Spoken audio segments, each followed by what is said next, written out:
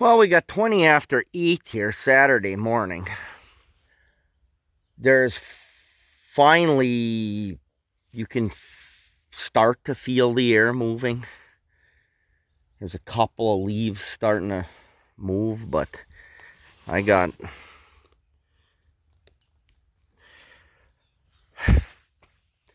dew like crazy.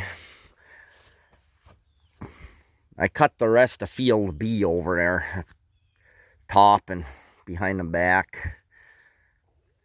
It's not the world's greatest hay. Part of it's all right, but I cut that almost up till dark after work on Thursday, and we're on our usual thunderstorms for this afternoon, but 2-3 o'clock they said, so I don't know when I can get out raking, but we're gonna put the rake on now and see what happens.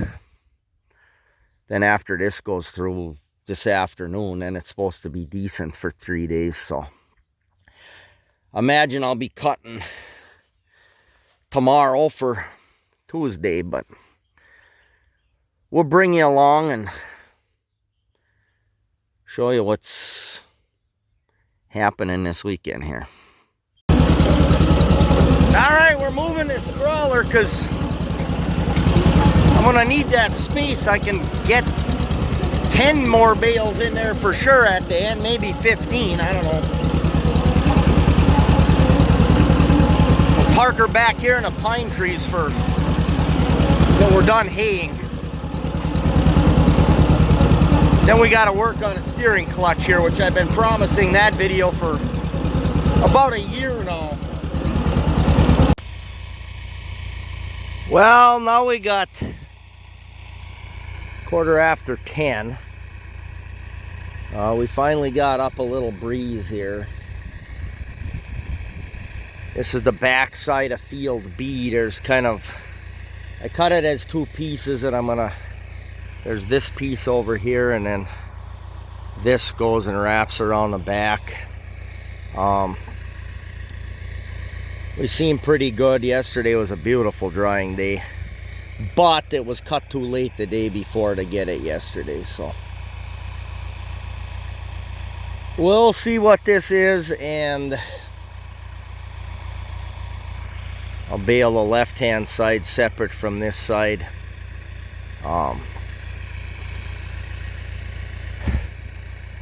From here to the woods line there's a bunch of little willow brush. Just can't cut it out of there. It just doesn't go. Thing would have to be worked up to kill it off. There's roots in the ground that comes back every year. Good year, bad year, it doesn't matter. With all the rain we had this year, it grew a little taller than usually. It's sticking up a foot or so, but so I don't know, that's probably bedding hay on that side. The 4 passes along the woods is real heavy.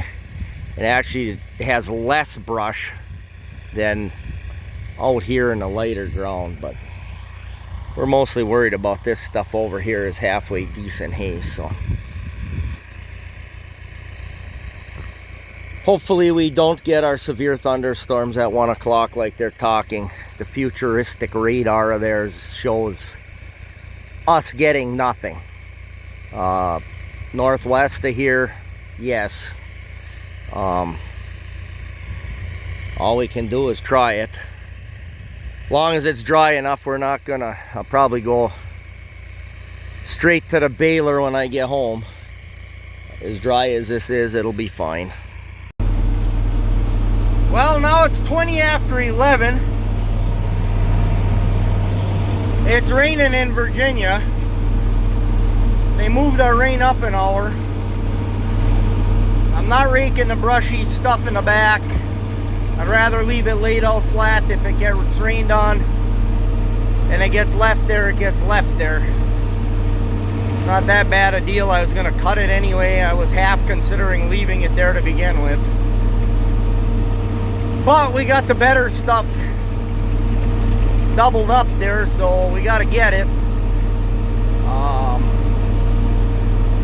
I wish I could leave it out there for an hour with some sun on it. The breeze never did become much of anything. But yeah, that's what it is. There's a couple of spots in these bales. Well, that's what it is. It is for the most part pretty dry. So we'll get baling and we'll see if we beat the rain. Well, it still looks terrible over that way. We got 3 bales out of the outside round. They appear to be all right. Not spending a whole lot of time looking at hay bales.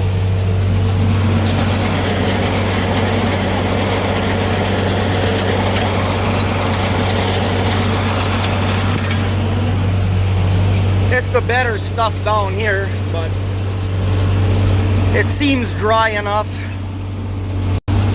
Okay, we're getting a couple of raindrops on the hood, but that's the end of it right there. What I done, let's see, I got 1, 2, 3, 4, 5, 6, 7, 8, 9, 10, 11, 12, 13. I believe that's 14. I got almost a full-size one in the baler here. And I don't think it's starting to be a few more drops here, so.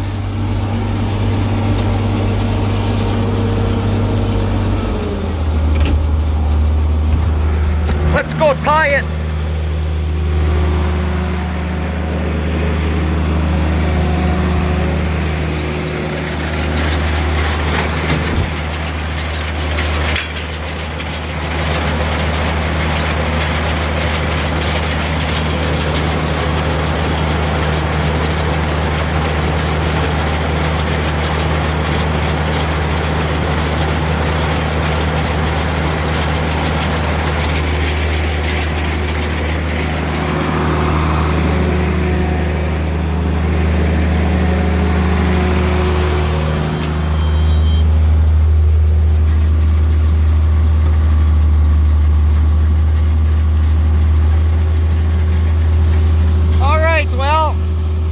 I guess we win in the nick of time.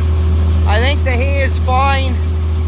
Like I said, I would have normally let it set a couple hours probably, but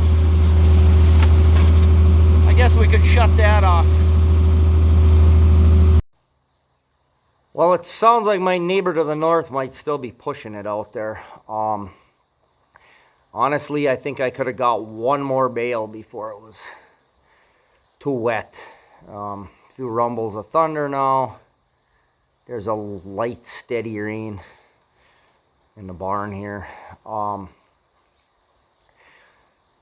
So before I left the field, I went and checked a couple of those bales, and they're fine. Like I said, I almost could have got it yesterday. I just thought maybe a little stem moisture. Probably could have got away with it, but I guess getting what we got today is better off. I know it's good and dry. 14 bales. Doesn't sound like a whole lot for what some people make, but it'll feed my cows for a month. Not that I don't have enough to feed my cows all winter and then some right now. But if you're going to cut it and rake it and everything else, it's worth something. Unfortunately, on years like this around here, you get, everybody's got round bales all over the place.